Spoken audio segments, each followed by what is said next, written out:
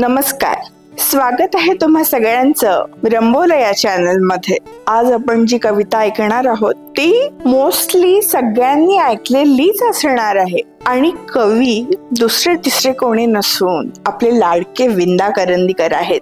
ही कविता खूप मोठ्या मोठ्या प्रथितयश लोकांनी आधी सादर केलेली आहे.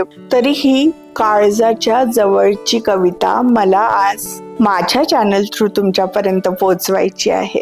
कविता घेता देणाऱ्याने देत जावे, घेणाऱ्याने घेत जावे, देणाऱ्याने देत जावे, घेणाऱ्याने घेत जावे.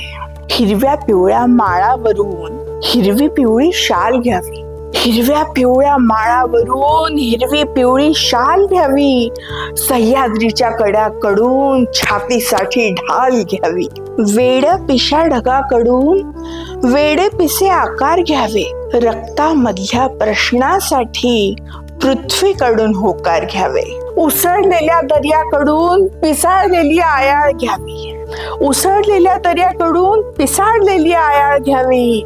भरलेल्याशा भीमेकडून तुकोपाची माळ घ्यावी, भरलेल्याशा भीमेकडून तुकोपाची माळ घ्यावी.